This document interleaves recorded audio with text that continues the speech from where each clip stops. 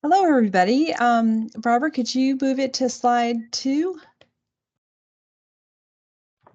I'd like to welcome you to this meeting of the Interagency Working Group on Cooperative Development.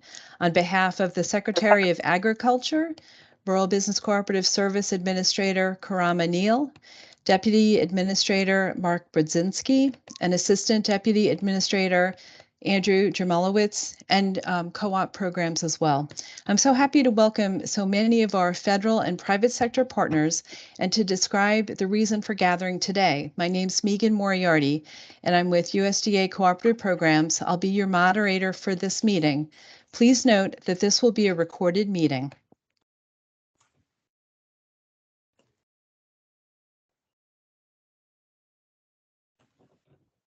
This morning, our attendance consists of people from USDA, from other federal agencies, and from various outside cooperative stakeholders. Given the large number of attendees, we'd like to ask that you put your name and association in the chat. Please put any questions in the chat as well. If we can't get to all of them, we will reach out to you after the program via email or phone.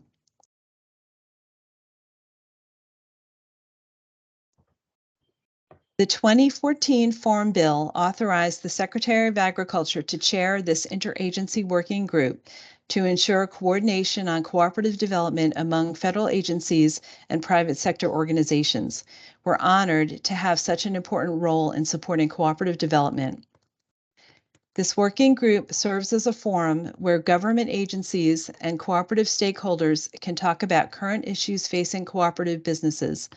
The Biden administration reconvened the working group in October 2021, and over the past months, the group has met to discuss climate, the food chain, the care economy, and cooperative conversions. We are super excited to talk about cooperative conversions today. According to the 2018 Census Annual Business Survey, half of business owners are 55 or older. Less than 30% will transition their business to their family, and fewer than 20% of businesses will sell, meaning 80% will disappear, resulting in lost jobs for workers and a loss of money to circulate in the local community. What if there were a solution to the coming tsunami of business closures? Well, actually, there is. Cooperative conversions. Cooperative conversions keep needed businesses in communities, and when the business is converted to a worker cooperative, results in 33% higher wages, 53% longer job tenure, and 92% higher household net worth, according to a 2017 study from the National Center for Employee Ownership. In a minute, Dr. Karama Neal, Administrator of Rural Business Cooperative Service, will describe why converting a business to a cooperative is a good idea. Then attorneys Therese Tuttle and Paola Eisner will discuss the Feed Cooperative, a successful cooperative conversion. USDA representatives will describe programs that can help finance cooperative conversions. Then a panel of conversion experts will discuss the financial and tax aspects of conversions. After the panel discussion, we'll open it up to comments, thoughts, and questions on how other federal resources could support conversions. We hope that this meeting will help to develop a platform for sharing government and stakeholder resources for cooperatives, foster the working relationship among government agencies and cooperative stakeholders to facilitate the use of the cooperative model to solve problems, and continue to educate federal and non-federal participants regarding the operation of cooperatives and the value of cooperative development.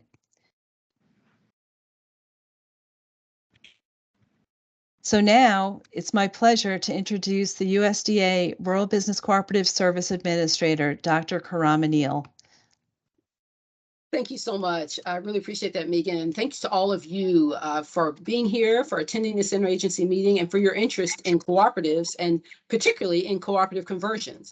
Converting a business to a cooperative is often a very good strategy. This is because of their unique capitalization structure, which allows cooperatives to ensure that the people using the cooperative also benefit from the cooperative. Next slide, please. For example, during the COVID-19 pandemic, Joe Squared Pizza was forced to close their doors.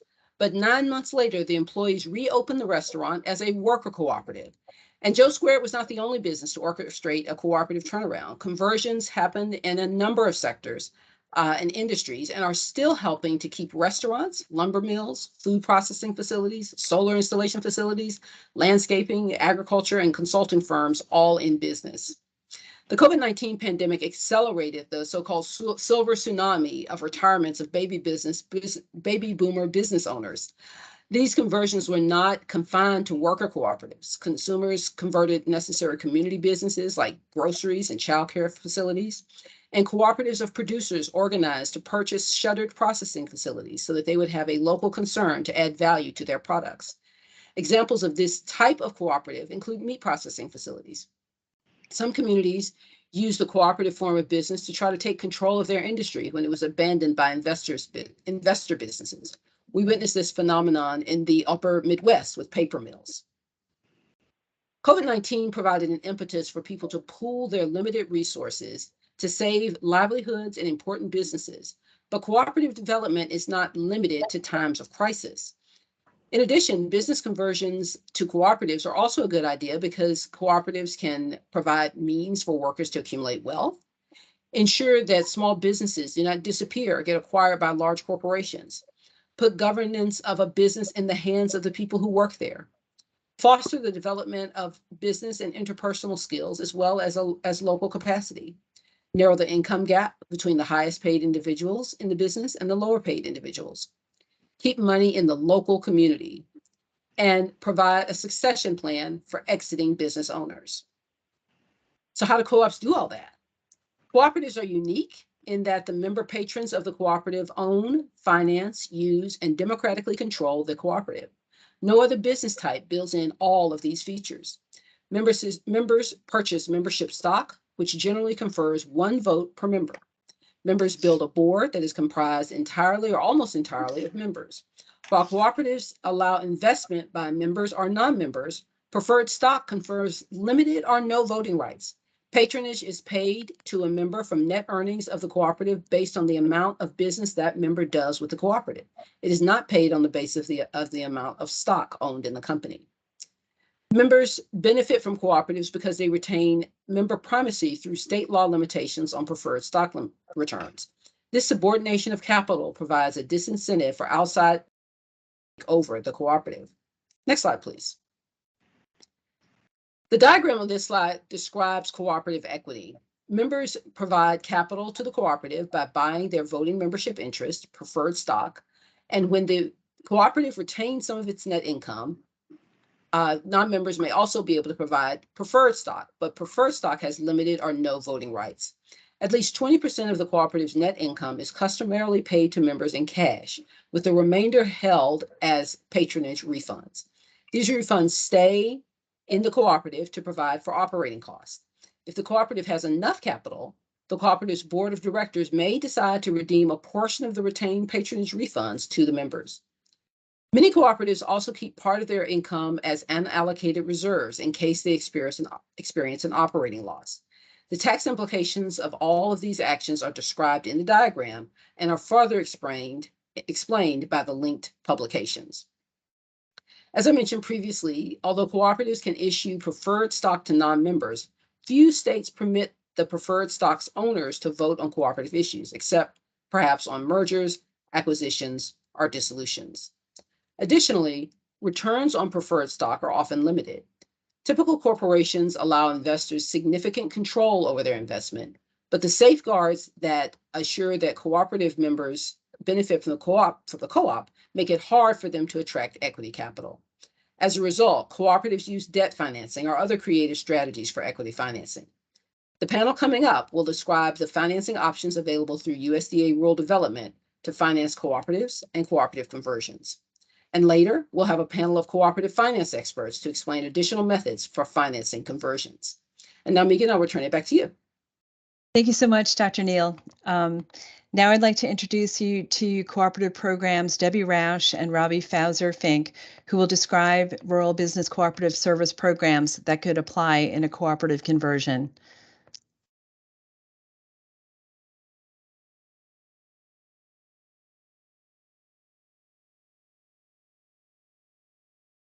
Next slide, please.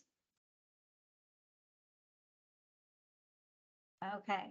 First, I want to thank everybody for participating today, and I'm very happy to see so much interest in cooperative conversions and share some resources that USDA has that could be useful in the process. RBS administers 18 different programs, and here you see a selection of them, some of which are highlighted.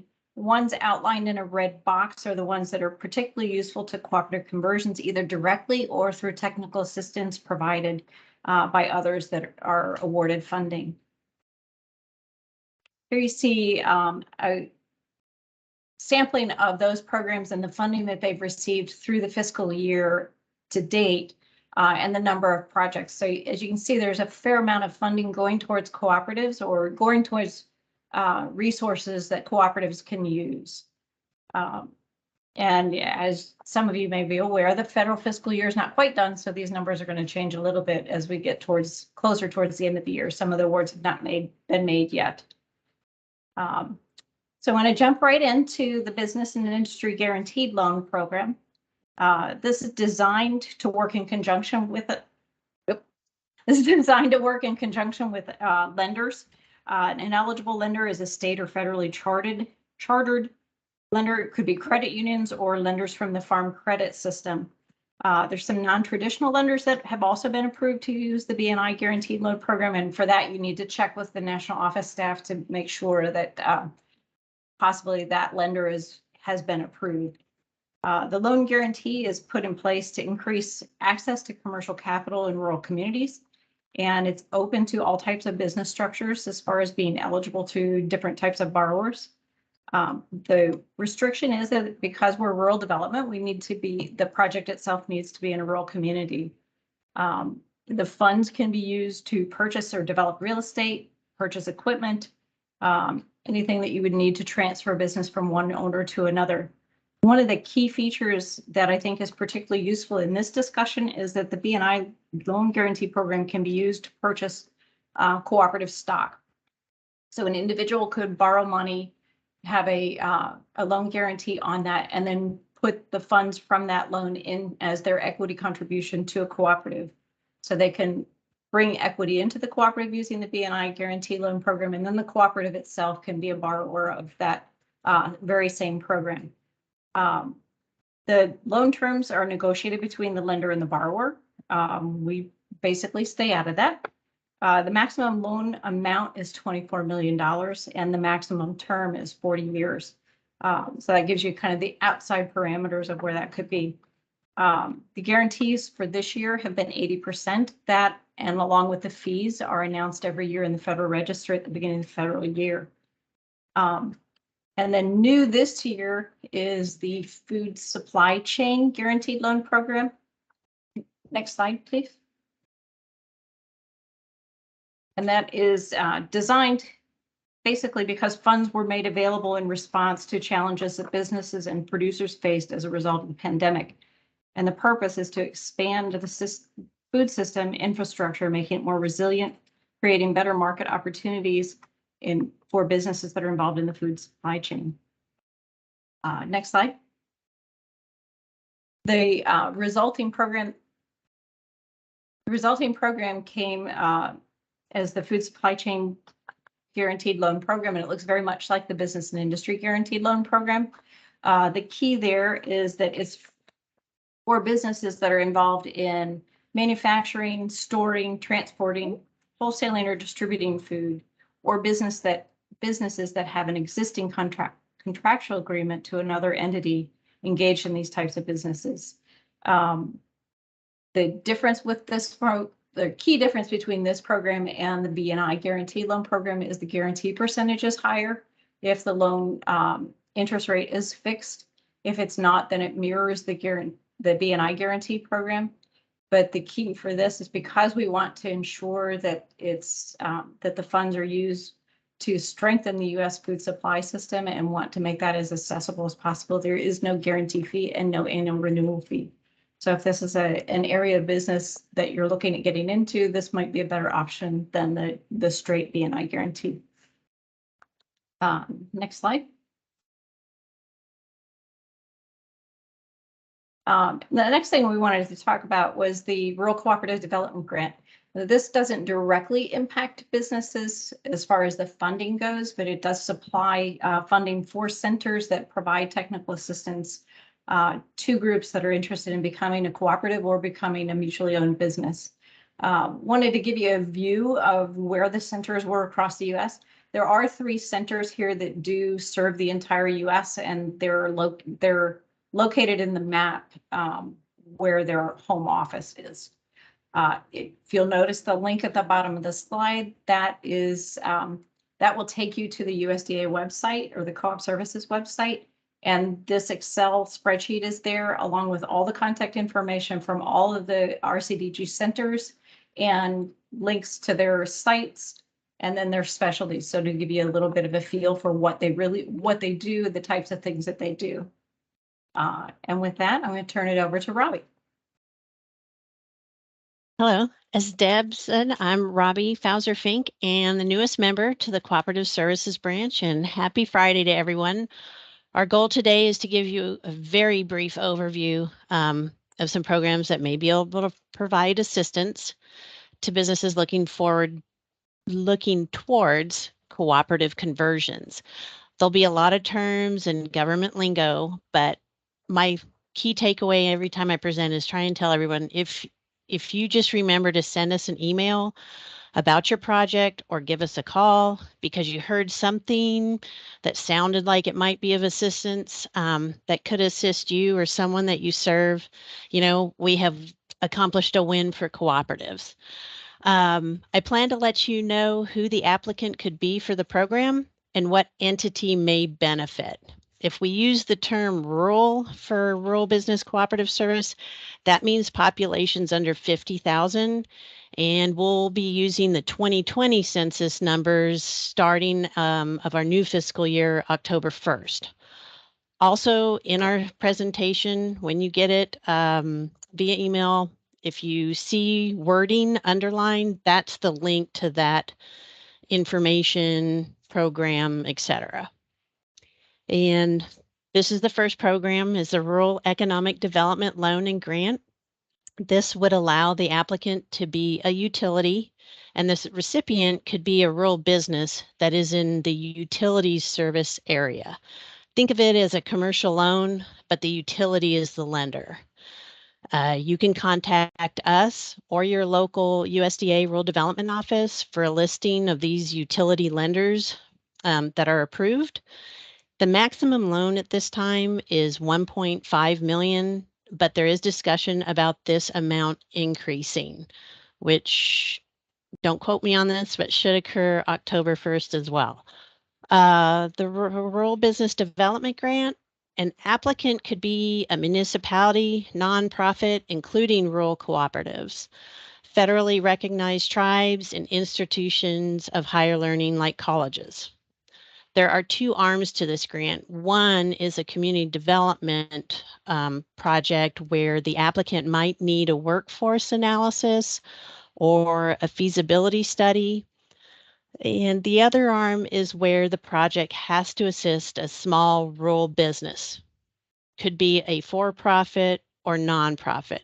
For example, a city, county, or credit union could apply for technical assistance for a business wanting to convert to a cooperative and cover soft costs to investigate types of conversions. There are alternatives to a rural business development grant if the entity, the applicant is not awarded or there are funding cycle issues. If you are in the geographical locations of the Appalachian Regional Commission or the Delta Regional Authority, they also may have grants that can assist similar to the Rural Business Development Grant. Here are the revolving loan funds that these are issued to intermediary lenders. And what's an intermediary lender? Think of them as a non-traditional lender, not a bank or a credit union, but organizations that assist your community or a region. We issue loans to those intermediaries, and then they provide loans out to the community, which we call an ultimate recipient. These are also possibility loans for cooperative conversions. We have 4 programs that can assist in different amounts. Eligibility, as each have their own nuances. And Debbie, I'm going to turn it over to you for the next couple of slides.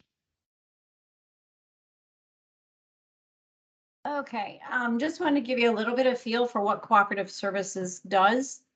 You've heard a little bit as far as fostering cooperative development through the U.S. or through the Rural Cooperative Development Grant, and wanted to kind of highlight that we do provide cooperative information research and service publications, and we do collect statistics and keep the historical record of agricultural statistics going forward.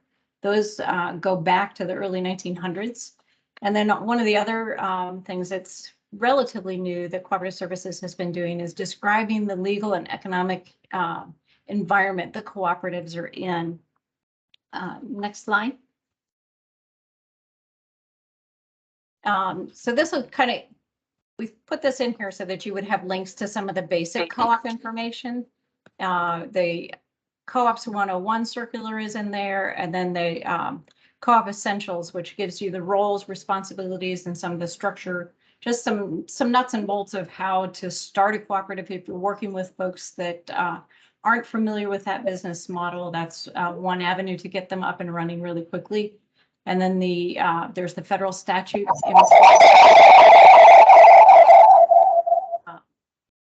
And then also we have a library of publications. One of those is the Rural Cooperatives magazine, which is geared more towards popular press type articles. And that is the one piece of our publications that up until recently did not have a mechanism to search the articles. If you go to our website, again, there's a link on there to a search tool that is an Excel or an Excel spreadsheet. And you can search by name, you can search by topic, you can search by industry, and it'll give you the volume and year of the article, where you can find that article. And there are hot links in there that go directly to the article, so you can find those. I also wanted to make sure that you had the Co-op Services website. And if you wanted to keep current on what's going on in co-op development, there is a link down at the bottom for Gov Delivery. When you go down in there, you would look for the cooperative development topic area, and it'll give you several different things that you can choose from to get further information on what's happening at USDA and co-ops. And then Robbie. Okay. The next program that we have is the Rural Energy for America program. We call it REAP. It's available for ag producers and rural small businesses, co-ops included. We have a loan program that can cover up to 75% of eligible project costs and a grant for up to 25%. If you do a loan and grant combo, the 25% grant part is a subpart of the loan.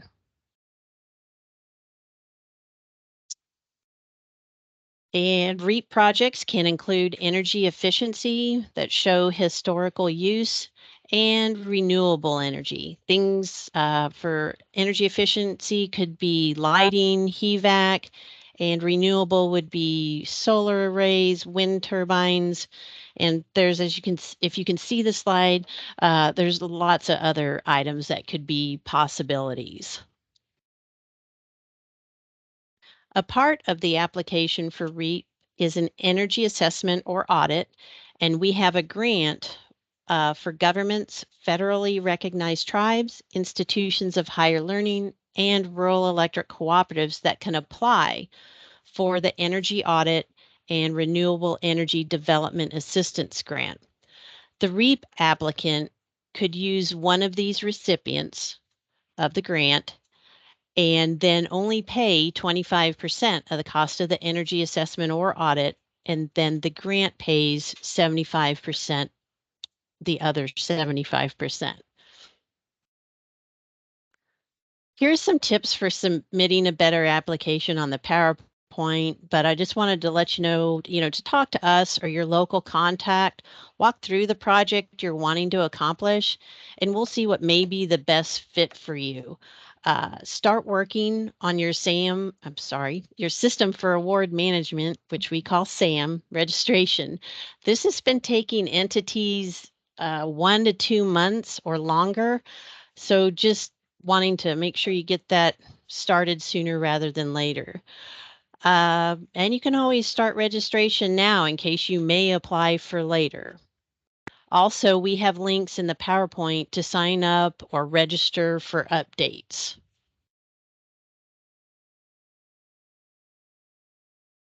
And in this PowerPoint are web links for rural development, business and energy programs, and a mapping tool to see if you or the project area is in an eligible area.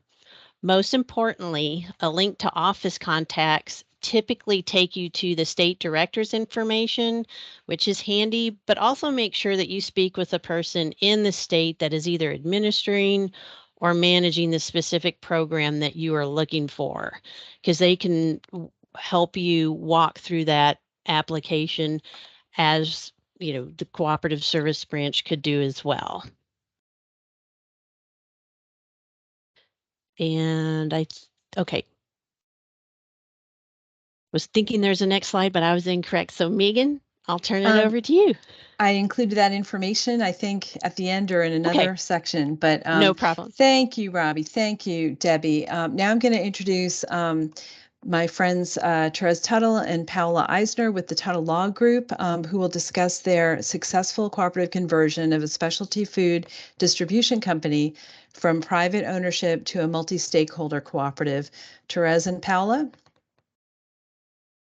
Good morning. Paola, if you're there, can you also say hello? Hi there. Great to be here. And I'd like to introduce my husband of 20 years and co-conspirator on co-op issues. Ian is a bankruptcy attorney, but we are working on some interesting conversions arising out of bankruptcy.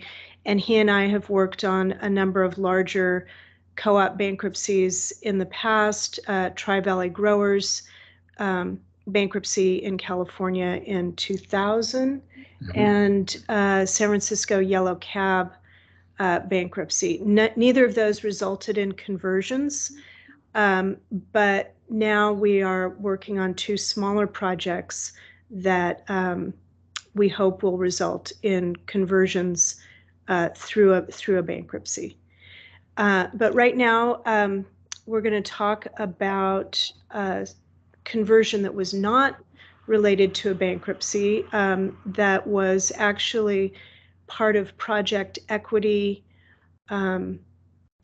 programming. And this situation was where a business owner, a food distribution business, and I'll just, can we go to the slides, Megan? And can you see it, Therese? Yes. We've got the feed cooperative intro slide up. I'm all good now. Thank you.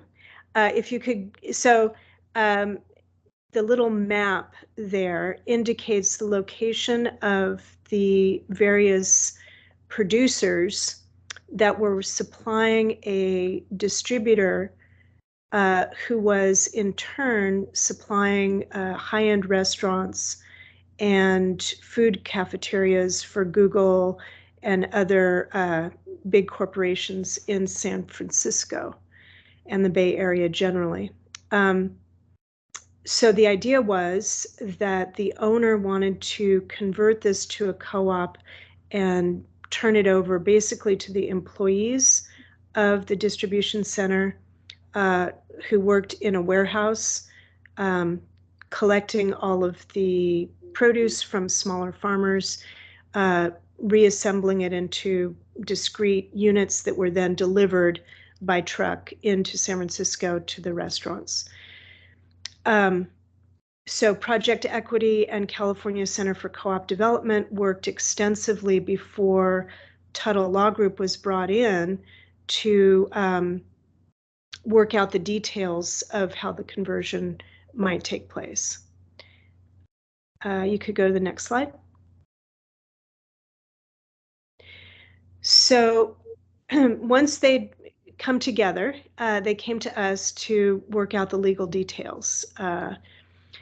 One of the challenges from the outset was figuring out how to transition this to basically two sets of owners. These would be the workers in the distribution warehouse and then the grower producers. Grower producers had not had a lot of experience, working as co-owners in a business with the workers. So Project Equity spent a lot of effort and listening sessions with both the worker side and the grower side, and then came to us to work out the patronage allocation formula. And we can talk about that later. I think it might be helpful just to pause for a second here and talk about financing. So basically, the financing for this arrangement was a combination of a promissory note whereby the existing business was selling itself to a new organization that was organized as a co-op with the workers and the growers as owners. And that was financed through a promissory note. In addition, the seller, Tim Page, was going to remain as key employee and manager, and he would get a salaried position. He would be a worker like any of the other worker members, but he also got an earn-out agreement that enabled him to achieve certain bonuses when earnings thresholds were met for the cooperative entity. We ran into a couple of hitches with PPP loan and then needing to delay things, and ultimately we ended up arranging this as a merger whereby the co-op acquired the entity and basically absorbed the existing entity. So that's on the financing end. If you go to the next slide.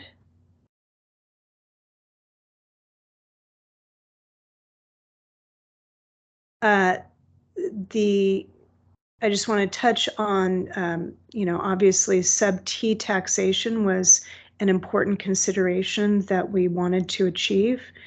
And so this meant that we needed to figure out a patronage allocation formula that would work for two different types of memberships. So you could go to the next slide.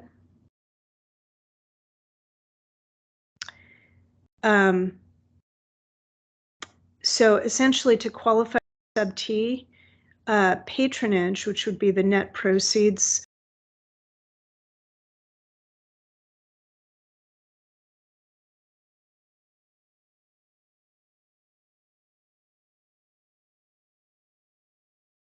be allocated to the user members based on patronage and based on a pre-existing obligation to pay the patronage. And that obligation is usually set out in the bylaws. The allocation needs to be based on the value or volume of the member's contribution. So here we had worker members, and their measure was on an hourly basis. And then we had the producer members, and their measure was based on the product being delivered, oftentimes tons or other volumetric units. So how do we equalize between them? You could go to the next slide.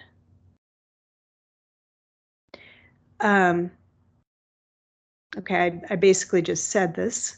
So we came up with a mechanism for equalizing amongst these groups. Could go to the next slide. So here's a diagram. We took the total earnings and then we divided it into patronage sourced income and non-patronage sourced income.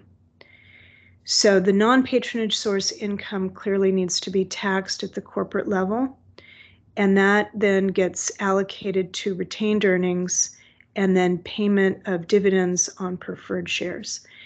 I should say as a side note, we set this up to enable preferred shares as well. The member patronage sourced income was then subject to an initial split between the two classes of members, with the worker members getting 25% and the producer members 75%. So by doing that initial split, then when we allocated in the individual group, we were able to, allocate uniformly based on that patronage unit for each group. I'm going to go to the next slide now, which describes a slightly different method.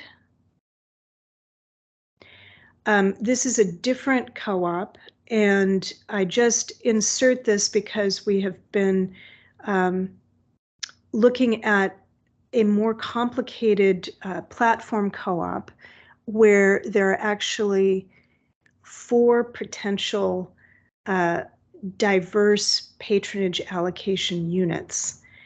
And so to make things easier to understand from the accounting point of view and also from member buy-in, we're working with a schedule of tokens where each member unit, each member class creates whatever unit they create. Those units are then converted to tokens via an agreed upon schedule.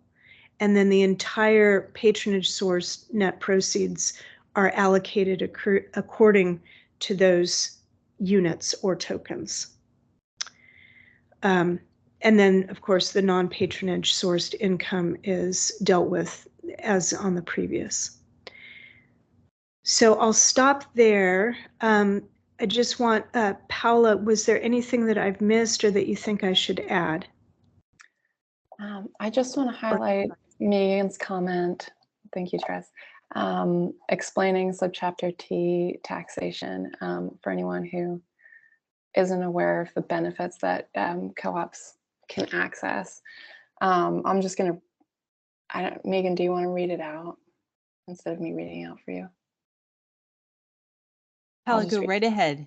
Okay, co-ops, and maybe you can skip to that sub T slide, but co-ops are generally our corporations, but if they qualify under sub T of the tax code, they have access to special provisions that allow patronage to pass through to co-op members and be taxed only once. So taxed as co-op member income and not taxed at the corporate level. Megan notes that one interesting aspect of co-ops taxed under sub T is that there are opportunities to time when patronage is taxed. And this is an important advantage to being a co-op. Thanks so much, Paula. Well, thank you very much to both of you for talking about your co-op success, and I know you've had many of them. So now I'd like to ask Doug O'Brien, President and CEO of the National Cooperative Business Association, to say a few words about cooperative conversions.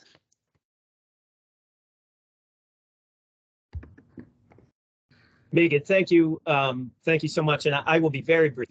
I'm in in the virtual room with real experts on co-op conversions. I just want to say a couple quick things. I mean, first, I am Doug O'Brien. I'm the president and CEO of the National Cooperative Business Association, CLUSA International. We're the umbrella group for all kinds of co-ops here in the United States. Have been around since about 1916, and work with pretty much every sector of the co-op community. What I want to say is just 2 or 3 things. The first thing is thank you so much to the USDA team, Dr. Neal, and the entire Cooperative Services RBCS team for this series. And this is a great one. I'm going to talk about that in a second. I also really want to thank other members of the federal family that took the time on Friday afternoon in August to be part of this conversation. Hopefully you'll recognize what an important opportunity this is to perhaps meet the mission of your particular agency. And then the next thing I'll just mention is and why I'm so excited that USDA chose this topic as one of the key topics for the interagency working group is it's such a huge opportunity. Dr. Neal laid that out at the beginning. I won't talk about those stats again, but you know, those huge number of small businesses that are converting not only in rural communities but also in more urban communities, and what an opportunity it is for the workers and the consumers of those businesses to be able to take over those businesses that many times may not have a buyer and are anchors to that particular community. The last thing I'll say is another reason why I think this conversation is so important is that you know, co-ops in different sectors have truly gone to scale. Over 100 million people in this country are members of financial consumer cooperatives, better known as credit unions. 40 or 50 million people in rural America own and control their own electric generation and distribution system, the rural electric cooperatives. And agriculture, most sectors of agriculture have a very prominent part that are owned and controlled by the farmers, with dairy being one of the greatest at over 80%. I mentioned this because in every one of these sectors, this happened because of a really robust partnership between the federal government and those private sector, you know, members of the cooperatives to build this out. And this, I think, is a dream of the co-op community here in the United States, that we look down in 5 or 10 years and we see many of these small businesses that are now owned and controlled, or community-owned businesses by the people who use the business. And that can happen. There's legislative activity. I'm not going to get into that, but there's legislative activity known as the Main Street Employee Ownership Act a few years ago that passed. We made some more progress, and now there's more legislation that would increase the financing and technical assistance for these. But there's a lot of federal entities that have a strong role to play. So glad that you're all here. Thank you again, Megan. I really look forward to the next panel and enjoyed this so far. Thanks, Doug. Thanks for being such a great supporter of the interagency working group and of co-op programs. I'm going to ask that we, I guess, go to the next slide, and then that the speakers, you know, open up their camera view if they are able to do that, and their microphone. And while they're doing that, I'm going to briefly introduce you to them. This panel is a distinguished group of cooperative conversion experts from the financial, legal, and consulting industries. Allison Powers is the Director of Economic Opportunities at the Certified CDFI Capital Impact Partners. Kim Arnone is the Managing Partner at Cutting Edge Counsel, where she specializes in developing community capital raising strategies for social enterprises, cooperatives, and nonprofits. Joe Marafino joined the Cooperative Fund of the Northeast in 2021 to support lending to cooperatives in New York State. He worked previously as a program manager for the Democracy at Work Institute. Ian McDonald is a partner at McDonald Fernandez, LLP, and has practiced bankruptcy law for over 40 years in California. Hillary Abel co-founded Project Equity, and as a part of Project Equity's client service team, she supports businesses in transitions to worker ownership. And Melissa Hoover is the executive director of Democracy at Work Institute. She uses the worker cooperative models to reach communities most affected by social and economic inequality. I welcome the panel, and I'm going to ask them several questions, and I hope to generate a lively discussion.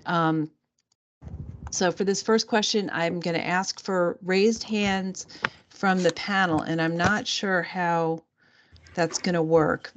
So maybe just jump in, or actually, oh, good. Everybody's opening up there. Great. And there's Therese with Ian. So I'm thrilled she'll be available to maybe answer some questions too. I want somebody to raise your hand to describe businesses that you've helped that started small and grew bigger over time, businesses that converted to cooperatives. Hillary.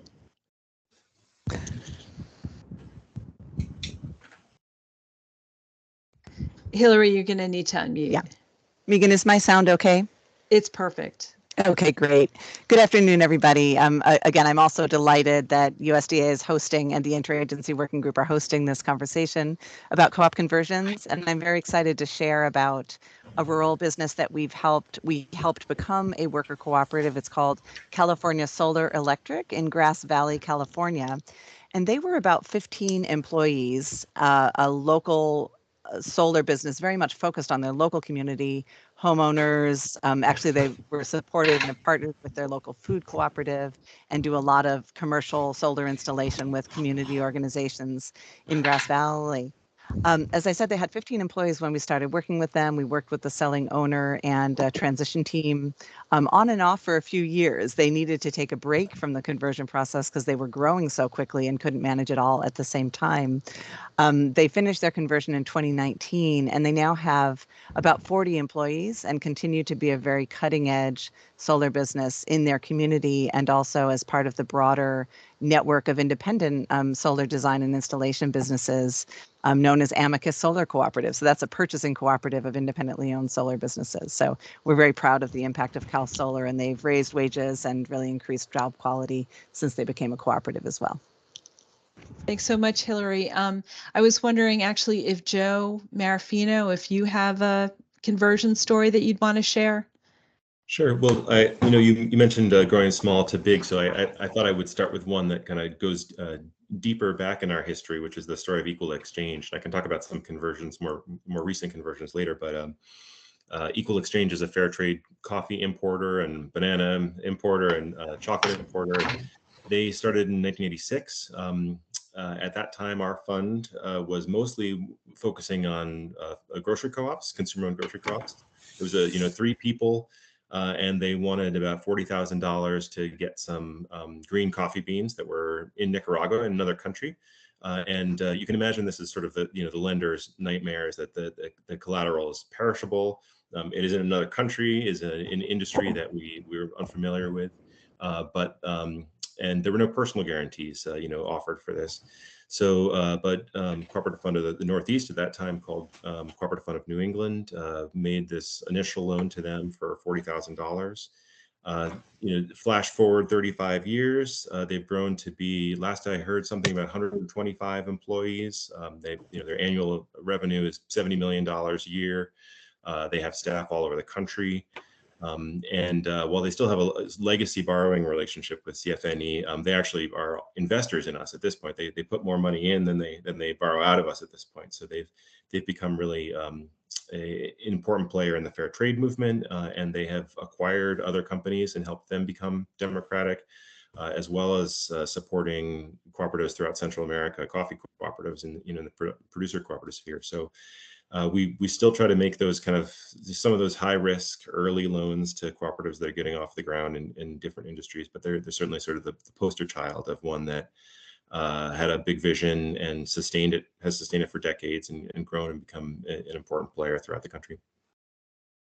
Thanks, Joe. And just because I like these stories so much, is there somebody else who'd like to share a story like this? Go ahead, Kim. All right, great. This one goes back a bit in time too.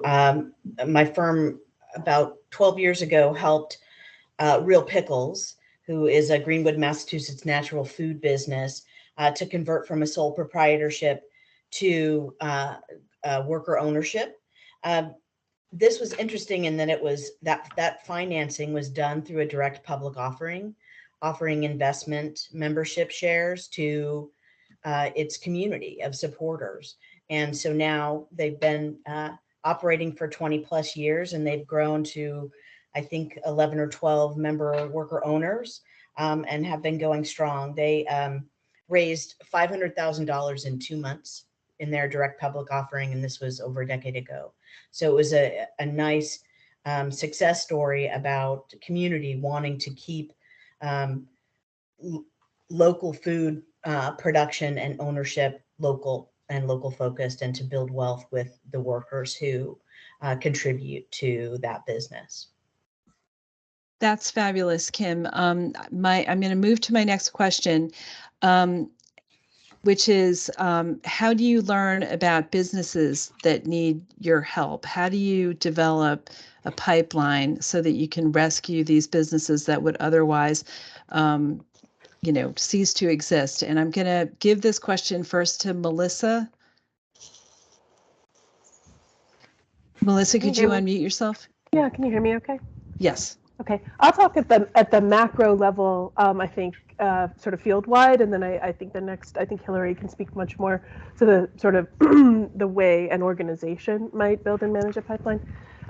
There's no shortage of business owners who have few to no other options, right? We know there's 2+ million of them. The challenge is connecting to them. And so I think that there's a real part of what one of the strategies we as a field have taken is relational kind of pipeline building, like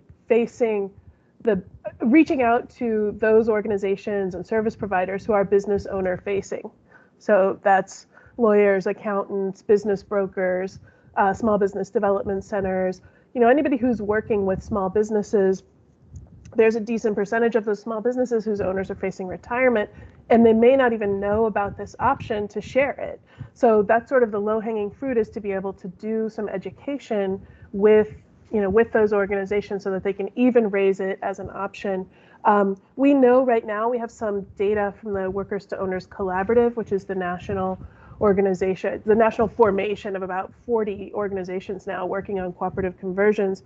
We know that the pipeline is a very wide funnel at the top, and that it takes a lot of touches with business owners to move them from even knowing about it to being interested to exploring to really going deep to getting the financing and completing the deal. So it's a numbers game to a very large degree at this point, and we think that those relationships with trusted business-facing providers and organizations are really key to developing that pipeline. So that's the sort of overview. Great, thank you, Melissa. Hillary, do you have anything to add to that? Yeah, sure. That was a great overview. And I'll just add that, in Project Equity's case, we do focus a lot on the pipeline building. And as we talk to folks and have relationships with folks in various segments of the capital space, what we often hear from them is, in addition to the lack of awareness, what is a cooperative? Why would I want to do that? Tell me more.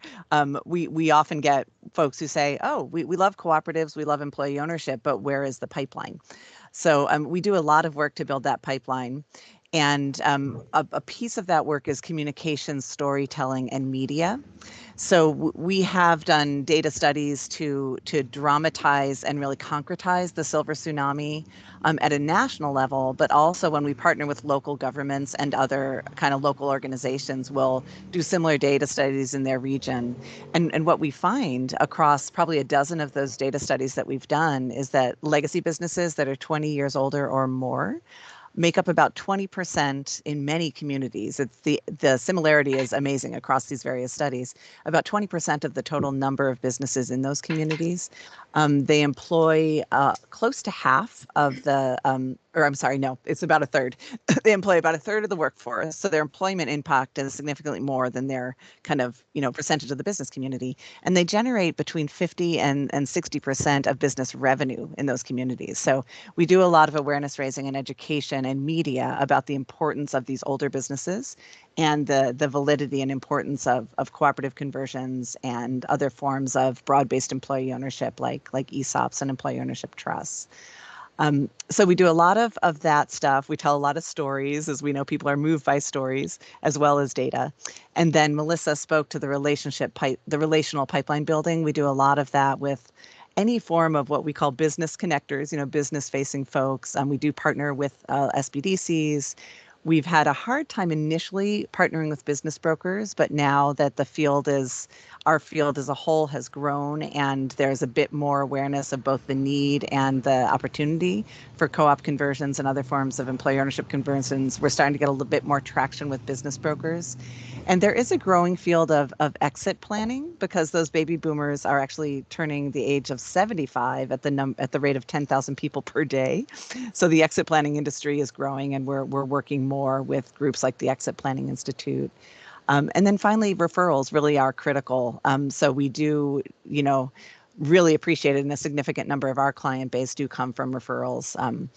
And we talk to about 150 business owners per year. We work with, between 10 and 20 on feasibility studies every year, and between 5 and 10 on actual conversions. So Melissa really made that point about it being a numbers game, and we definitely find that to be true. So really encourage all of us on this call who are involved in the financing space and in any aspect of this work to really understand both the need to develop the pipeline. We can't just have our capital sitting there. We have to go out and raise awareness about co-ops, especially because it is still relatively low. And then also the critical role of, co-op developers or transition service providers who can help move the process along once a business wants to undertake it, but also can help develop that pipeline.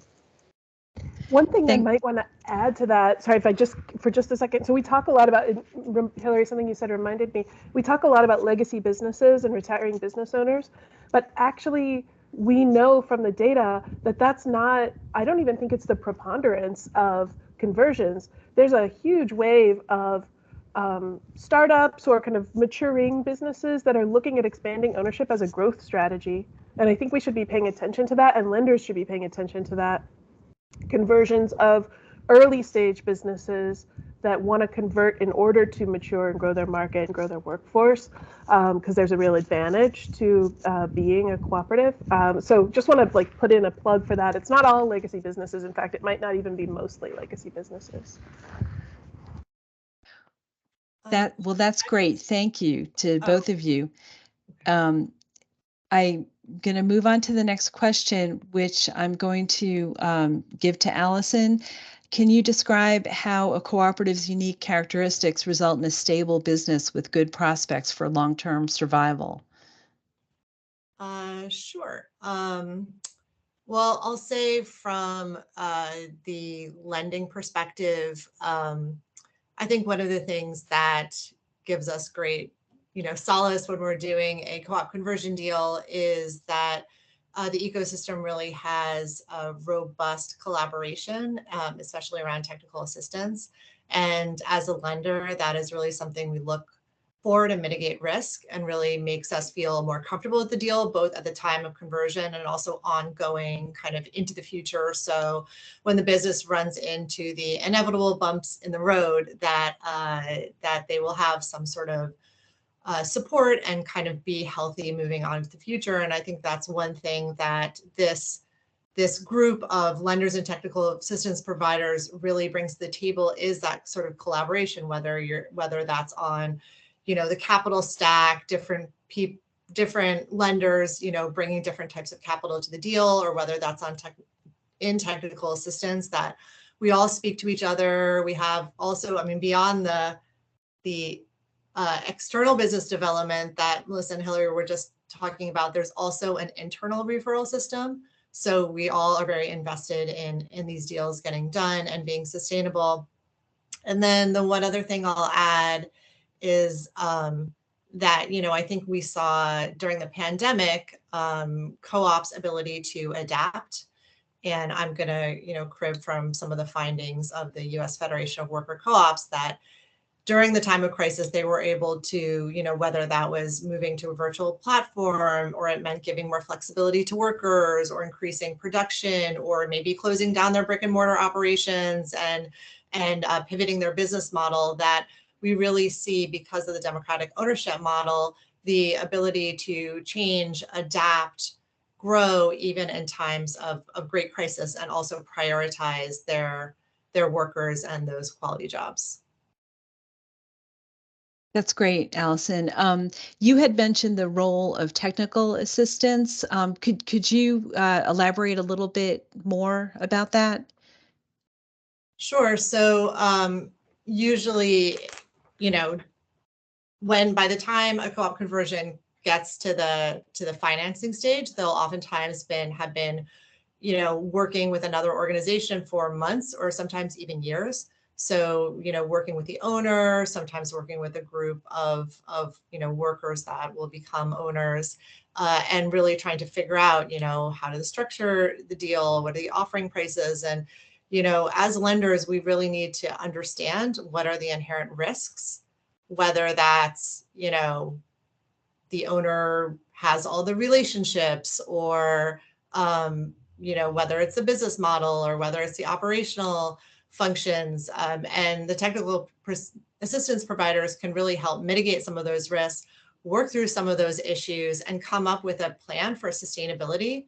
Again, both during the conversion, but also will be there as a resource on an ongoing basis. So that's really so critical to the ecosystem, and just from a financial perspective, de-risks the transaction. Yeah. Thanks, Allison. I'm going to ask Joe, what are the challenges of converting to a cooperative? Sure. I think so many of the businesses that want to do this are motivated by the fact that the business is producing social assets, social benefits, whether it be a small town that needs the business to stay. So there's a lot of enthusiasm, and sometimes that enthusiasm doesn't necessarily translate into learning effective management skills, or so management succession turns out to be the thing that is really essential. Even if everyone loves the idea, even if everyone is on board, the idea that they might, in an accelerated way, learn how to replace the business owner in terms of their entrepreneurial skills that they've learned over the course of life is sometimes a deficit. So that's why we really like the staying seller model, where the business owner who's exiting will stick around as the general manager for a few years. Certainly, if it's young people, young business owners converting as a growth strategy and staying, that helps. Like Allison was saying, having a technical assistance supported conversion can kind of play the role of that management training center. But it is not always easy. One of the businesses that we have worked with lately in rural areas is Ward Lumber up in the Adirondacks. And I, myself, looking at their numbers, trying to understand how you navigate inventory control during the pandemic, as lumber prices are just going off the roof. I mean, that's highly skilled management. And thank goodness their seller stayed for a few years to help them through that. But they're going to have to learn that and learn it faster than the previous seller took, he was the fourth generation owner. So he was, probably saw a little bit at the dining room table growing up and started to understand it. So that challenge can certainly be overcome with intention and with training and funding. But a management succession is something that's really important for the longevity of these businesses. Thanks so much, Joe. Now I'm going to ask, I think I'll start with Kim. What financing options have you used to convert to a cooperative? Well, we see a number of combination of approaches, and oftentimes they're combined within the same conversion. But a number we've touched on before, seller financing in some way, sometimes a member purchase of the shares can contribute to the financing of the conversion. One of the things that we work with a number of clients on is how to leverage their connections with their community to raise capital to help assist with that conversion process. And we see that happen in a few different ways under securities law. Sometimes it's a private offering. It can be networked within that organization's connections to privately finance through the sale of investor memberships or some type of investment note.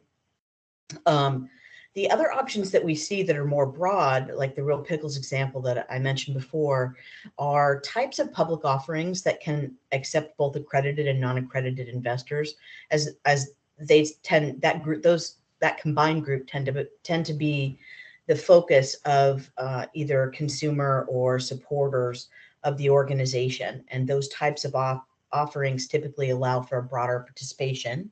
There are a couple of ways to do that. There are these direct public offerings that maybe a single state or a couple of states exempt at the federal level and then complying with state regulations or state exemptions.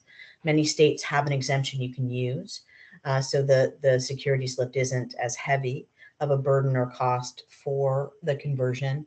And then we are seeing the use of regulation crowdfund as it's developed using. I've worked with a couple of co-ops who are looking at that option for the sale of both investment shares, but also as a strategy for those co-ops that are nationwide to have a nationwide approach to selling memberships to those organizations, depending on the type of entity that it is. So there again are a lot of different kinds of entities that are looking at conversion, and so or looking at startup in this area. So there are a number of different ways, but we are seeing more of the sort of newer securities tools being used to leverage the community connection for these businesses. And so many of them have such a long-standing presence in the community. That's really a terrific way to do that. And of course, there are commercial lending options, which we've touched on too, and that often plays a role depending on the co-op too. That's great, Kim. Thanks. I think I want to turn to the dynamic duo of Ian and Therese to follow up on what Kim spoke about. What other financing options are there? You guys need to unmute. Sorry about that. I was going to say Kim is a little too modest because we're working actually on two co-ops that are not conversions, but just from a financing aspect. So one is National Truckers Co-op, and that's what Kim was, I think, alluding to just now, figuring out a way to make it easy for truckers across the country to become members. So I don't know if you want to delve into that, Kim, but the other thing is community-based financing. And we had a community in Northern California that was losing the last remaining slaughter facility. And they worked with USDA to get a mobile slaughter unit that would go from ranch to ranch. And we worked with Kim on that project to do some community-based fundraising. So Kim, just didn't know if you wanted to go a little bit deeper into either of those examples. Right. And so the Bay Area Ranchers Cooperative, which you're alluding to, was an interesting combination because it used some grant funding, if I remember correctly, and then some private funds from connections within the community of ranchers in Northern California. And then we did a regulation crowdfund offering that allowed those ranchers to reach out to their community. So they sell to their community. They're in farmers markets multiple times a week. And it's a great way to be able to advertise that you have this unique offering and a way to support the production of these products that these consumers are utilizing every week. And it's using a regulation crowdfund platform allows for that kind of advertisable public option. And the onboarding with these platforms is not particularly onerous, and so it was able to be utilized for sort of a small to mid-range offering size. And if I remember correctly, I think that particular crowdfunding raised around $300,000, maybe a little bit more. So that was a nice tool for them to be able to use, given that they had a very broad network of potential investors. Well, I'm going to turn it over to Ian, but we have been exploring the use of bankruptcy, not so much as a way of raising capital, but instead repositioning a business that may be burdened by debt to make it an advantageous purchase for the worker members or for persons affected by the business closing to be able to take it over. Well, it comes up in the situation where the business is burdened with too much debt for the newly formed co-op to take over. Chapter 11 is the type of bankruptcy that comes to mind, where the existing entity would enter Chapter 11. Can you just say what Chapter 11 is? Well, Chapter 11 is a part of the bankruptcy code that allows the entity to continue to operate and come up with a plan to dispose of its assets and pay something to its creditors. And there's an exciting new form of Chapter 11 called Subchapter 5, which is for smaller businesses, not more debt than $7.5 million, that allows the company to confirm a plan of reorganization without having to get its creditors to vote on it. And it's done in a very streamlined way. It avoids some of the steps that tie up a Chapter 11. I mean, it can be accomplished in 6 months. And the concept would be for the newly formed co-op to come along and make an offer to purchase the assets and make payments to the existing entity for those assets, provided that fair value is being paid for the assets. That's really the minimum that has to be paid. And then the existing entity will receive the payments and disperse them to its creditors. And the assets would be transferred to the new co-op, free and clear of all debt. Now, we're not talking about secured debt. If there are liens on assets, they would have to be dealt with. But the subchapter 5, Chapter 11 allows for an opportunity to restructure the secured debt, to stretch out the payments on more favorable terms. And also, the existing entity will have to deal with its taxes in some way. They cannot be discharged. But this can be accomplished in a very streamlined way, very fast, very beneficial, so the co-op can take the assets without being burdened by all the debt. For instance, the leather leather bag manufacturers that we're working with. Yeah, we're working with two clients right now on this type of conversion. One is, I'll just hold this up, this extraordinarily beautiful bag. It's an artisan leather goods, and I have a briefcase too. It's a little more formal, but it's an artisan leather goods manufacturer based here in San Francisco. And the owners, husband and wife team, like incredible leather work, are just, well, they came to Ian for help, and I said, hey, this is a great candidate for a conversion. So they're moving to North Carolina, where they're going to be working with Thomas Beckett, who's another friend in our circle here. So that's one. And the other is a restaurant that wanted to move to a tipless kind of level no back of house, front of house type of model. And so they are reorganizing out of a bankrupt, well, they're doing a reorganization to be able to be a worker-owned restaurant here in San Francisco. Well, Thanks so much to both of you for letting us. This is a new tool, and it's really fabulous to be able to explore it. In the interest of time, I just want to ask one more person about financing options. Joe, would you talk about any financing options that you guys have used that haven't been mentioned already? Maybe I'll just emphasize one quickly, which is to say that a lot of the worker cooperative conversions that CFNE finances include seller financing of some kind. And I think that's true around the country. I think it's really positive because it's aligned capital. The seller hopes that they succeed.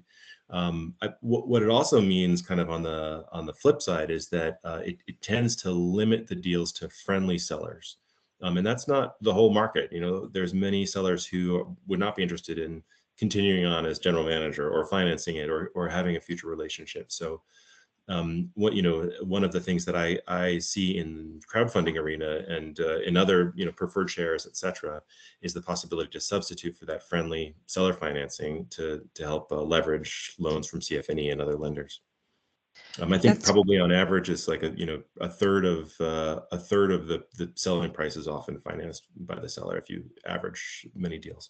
That's great. And I wanted to ask Allison if she could add anything else. And then after that, I see that Dave Swanson is on, and I wanted to give him the opportunity to ask any one of the panelists any burning questions that he has for them. So Allison first. Yeah, I'll just say kind of check mark to what Joe said, and always some sort of flexible capital can help these types of transactions, because oftentimes there's some sort of gap that needs to be filled in. But I'll just add that we were wrapping our heads around conversions for a long time because we're not traditionally a small business lender, and once you do one, you realize that there's more commonalities with just a regular old small business. And if you're a cash flow lender, you can probably figure out these deals, especially if you're working with, other co-op loan funds or technical assistance providers. So I think that these transactions seem a little intimidating to folks, and they certainly did to us before we did one. But there are, really, it's all about evaluating whether the business is healthy and, what the cash flow is moving forward. Thanks so much. And Dave, do you have any burning questions for the panel that I haven't asked so far?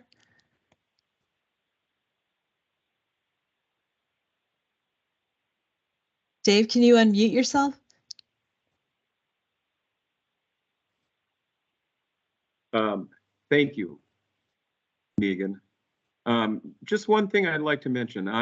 This is something that I think would be not a real common tool, but in the agriculture processing industry, ethanol and corn,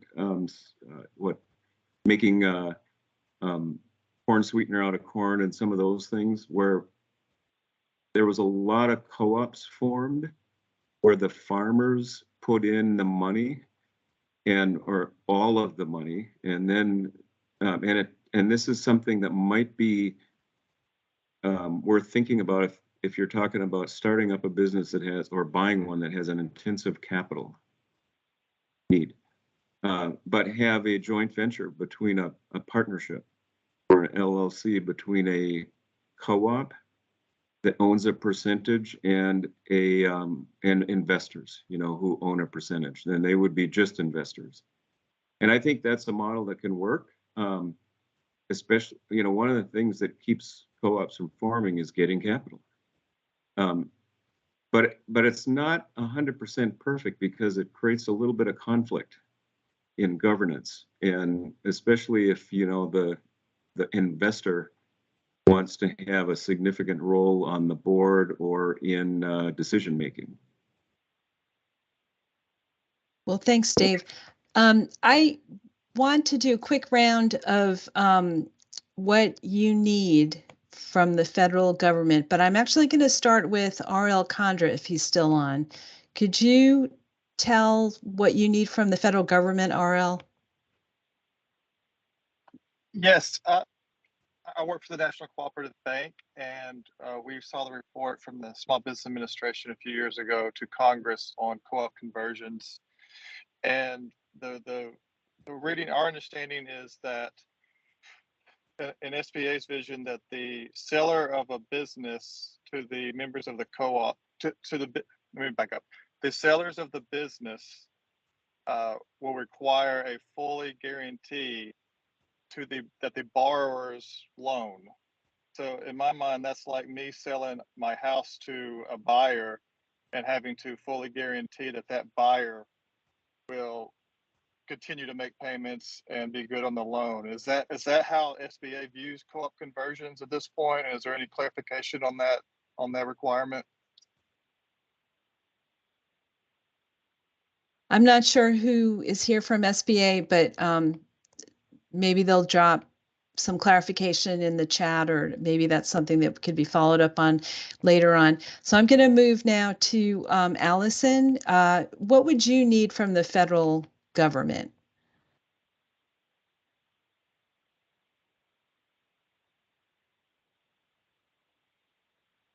I'm not sure Allison's still on. I think she needed to leave a bit early.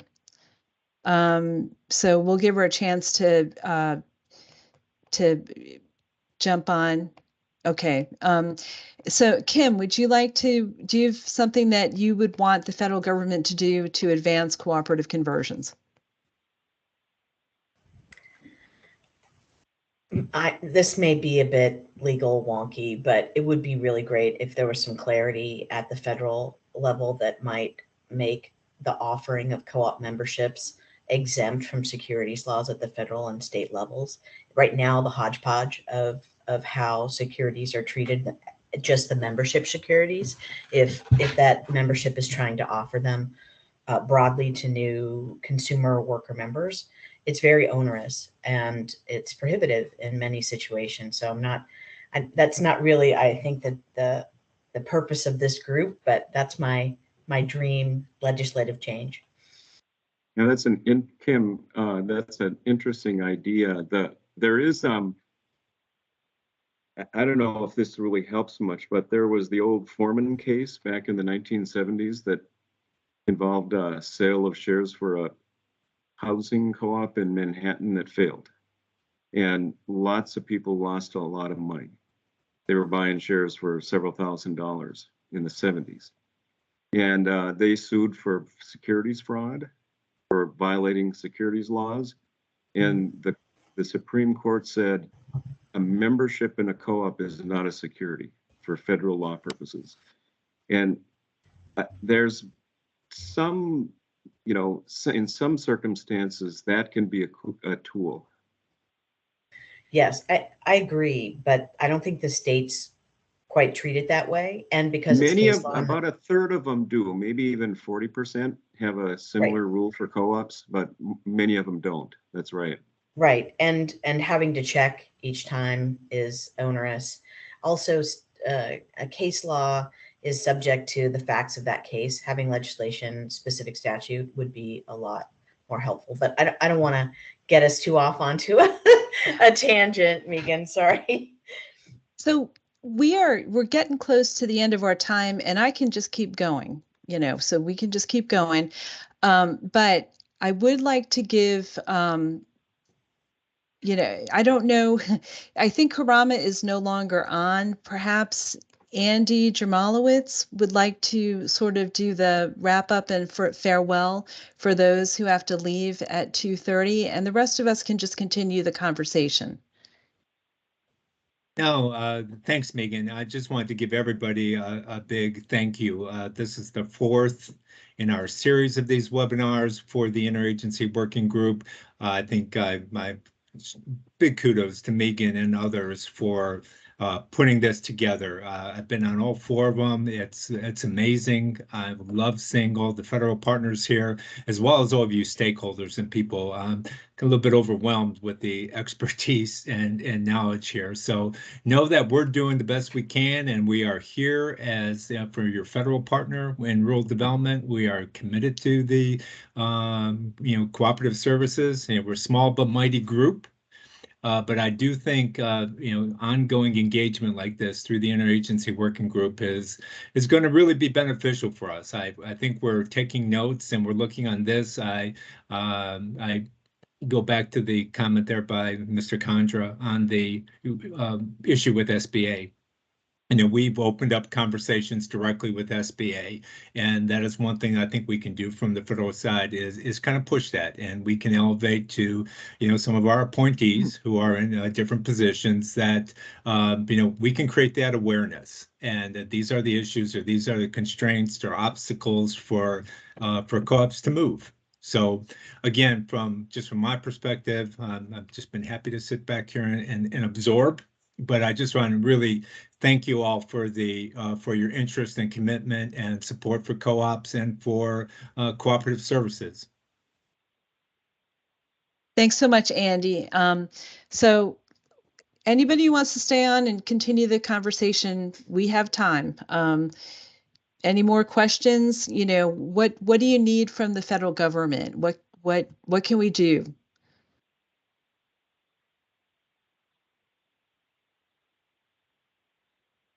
Should I pick on somebody? I'm happy to jump in, Megan. Great. Yeah, I'll just share my federal government wish list. I definitely agree with things that have been said about removing barriers. I think there's a fundamental issue of leveling the playing field for cooperatives and other forms of broad-based employee ownership. And there's this important thing about raising awareness. So the 2 Retirement Security Acts, Secure 2.0 in the House and Rise and Shine Act in the Senate, have both included funding for state employee ownership centers to raise awareness about all forms of broad-based employee ownership. And we're very pleased that worker cooperatives, are included in there, as they absolutely should be. So, we really want to see that go through, and also fully implementing the Main Street Employee Ownership Act. Such an important ground was laid when it passed in 2018. And I think that, a number of SBDCs around the country have been doing sort of pioneering work to start to bring it to life, but they don't have any dedicated funding. And I don't believe that the, SBA as a whole has yet been able to really put in place the resources needed, not only to find an alternative to the individual guarantee. That's not so much a resource issue, that's a policy issue, and that is very important. It's so solvable, so I look forward to us getting there, but also to activate this mandate that now the SBA and the SBDCs have to do education about succession planning and about employee ownership, including worker cooperatives. So that's so critical, and it hasn't really been done yet except in some pilots, and I think this is a great time to start to make that a true program throughout the country. Great. Thanks, Hillary. Melissa? Oh, sure. Yeah. And then I do have to jump right at 2:30. I think I have 3 buckets. One is just awareness. I think and this group is a huge, great first step, right? All the agencies should be able to have a common set of a shared understanding of what employee ownership is and be able to see it in their programs, so that when people go to access those programs, they don't get met with kind of a blank stare or an additional barrier. So just having a staff point person even, or additional trainings for agency staff, I think is really critical. The second is capital to de-risk some of the transactions, match and leverage capital. I'm not sure where the personal guarantee issue is going, and we'll continue. That's a long haul effort.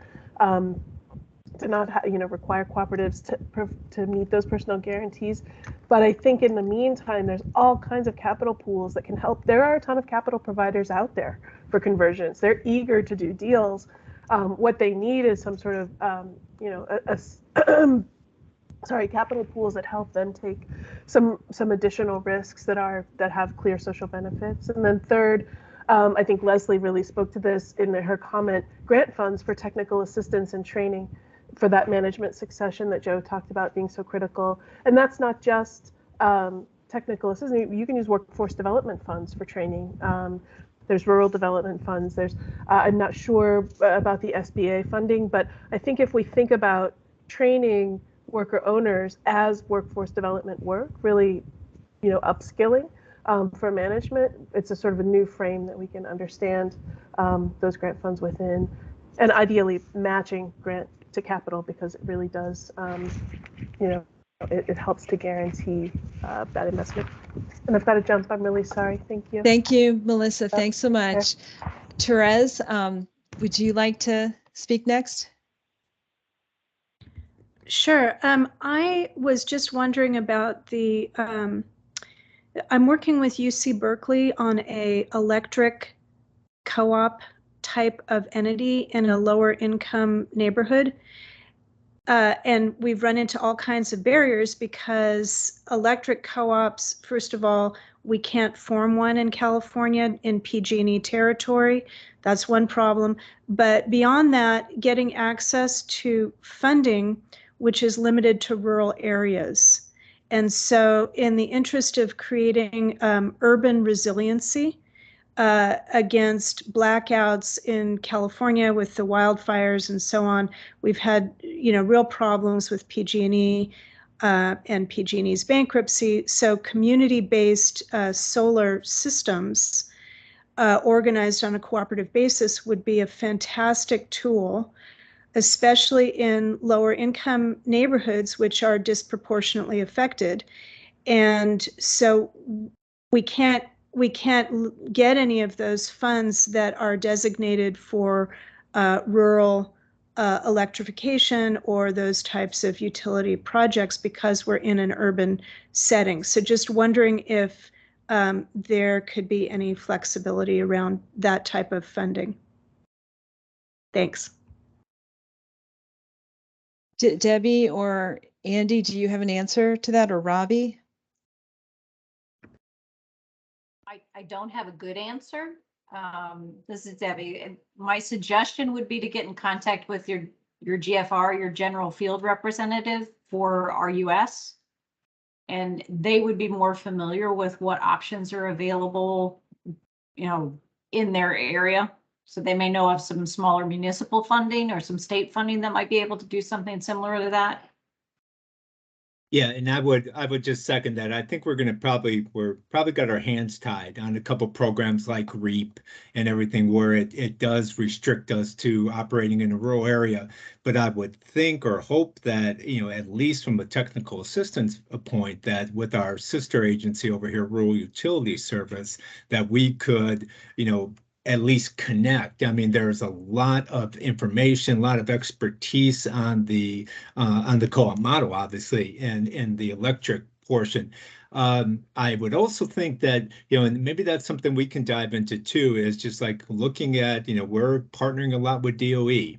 The Department of Energy has a number of projects there. I do think you're going to see a lot of ambitious programming now. This administration is clearly focused on things like climate and sustainability and resiliency. So I think some of what Therese, you're talking about are priorities here. And as we have those conversations with DOE, we can raise this among there and see what we can do. That's hopefully one of the things that we as on the federal side can do. Joe, do you have any thoughts about, what could facilitate conversions? What government programs? Sure. I mean, I think there are a lot more informed kind of policy actors on the call, but I think just recognizing that there's this appetite for community ownership and trying to enable that in some way. We talk about the worker co-op or the producer co-op or the consumer co-op, but some hybridity seems like something that's going to grow, and finding ways that communities can invest, even if they're not the patrons, as they would be in a grocery co-op. Because they know the social benefits of a resilient rural community are important enough that they would want to put their money in. I think making that easy or making it incentivized would be a really positive thing. It looks to me that people have raised hands who are haven't opened up their camera. If you've got a raised hand, please start your camera so that I can see who you are. Terry. Hi, Megan. Thank you very much. Just one request I would make is that one agency that's not here, not represented, is the IRS. And the IRS National Office has a cooperative specialist. I don't know how much they're involved, but as a CPA who's worked in this area for decades, I can tell you that there's not a lot of understanding among the among government people and in the CPA sector about what a co-op is and how they work and how some of the structures work, like a co-op LLC. You hear that term a lot now. And what is that exactly? And it's not real well defined. So I think it would really benefit the group if they were included. They would have, I believe, a steep learning curve, but that would be a good thing, for all of us. Carrie, is there any way that you can facilitate their participation? I did reach out to them. Oh dear. Okay. Thank you. I will ask around. Actually, we haven't had, there was a couple of retirements, Pat McGroarty and Paul Handelman a few years ago, which those two had deep knowledge of co-ops. And unfortunately, it really has not been replaced. And there haven't been a lot of rulings since those two left. And I think it's largely because they're not able to really rule because they don't understand the law well enough. I'm being very, that's probably not fair, but it's, I can be blunt. So well, there's a learning curve with cooperatives for sure. There totally is. And that's not, and I think it's true of not, like I said, it's not just government people, it's the CPA sector. There's only about 9,000 or 9,500 co-ops in the country. So it is not a widely understood code section by a long shot.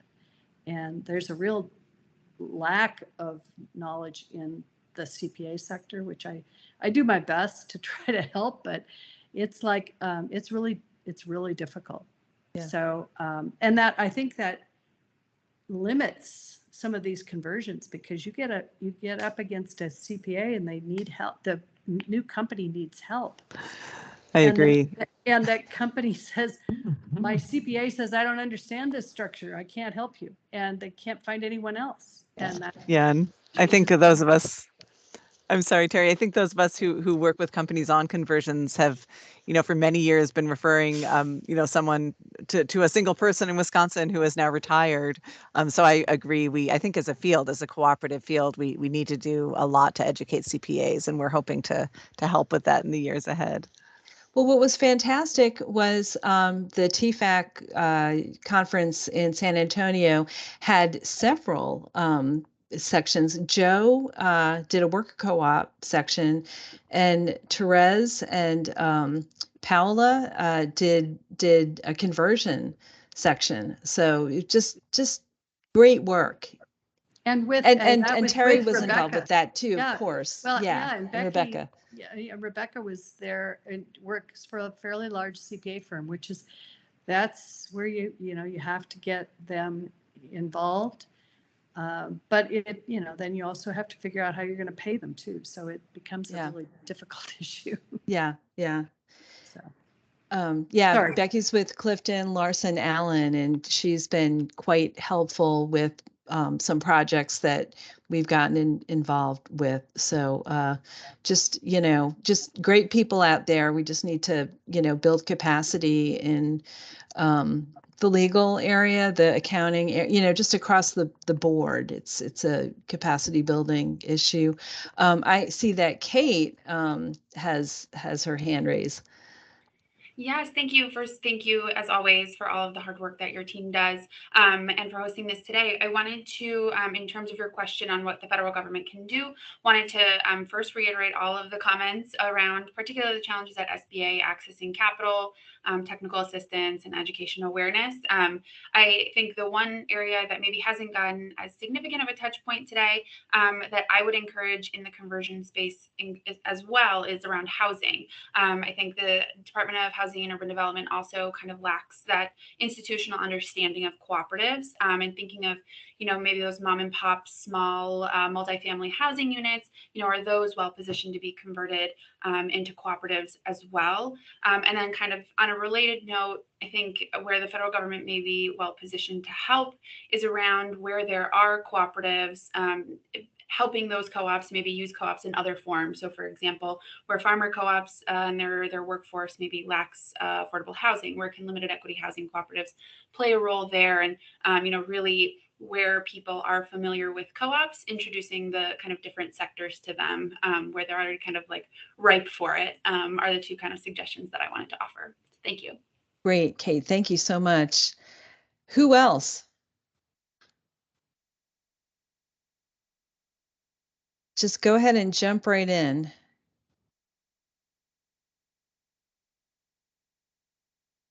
Well, if we really need nothing more from the federal government, maybe we can ask if anybody from another agency wants to discuss any resources that they have, if you're still on.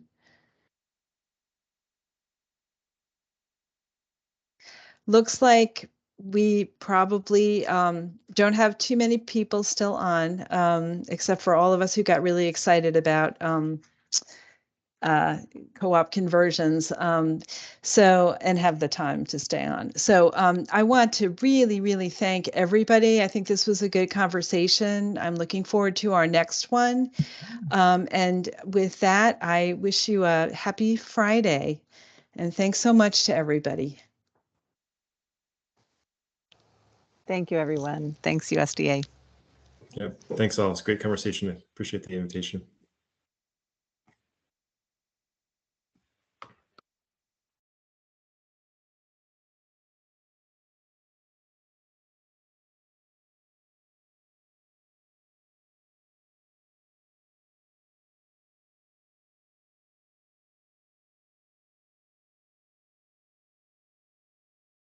So should I end the call and then maybe we could,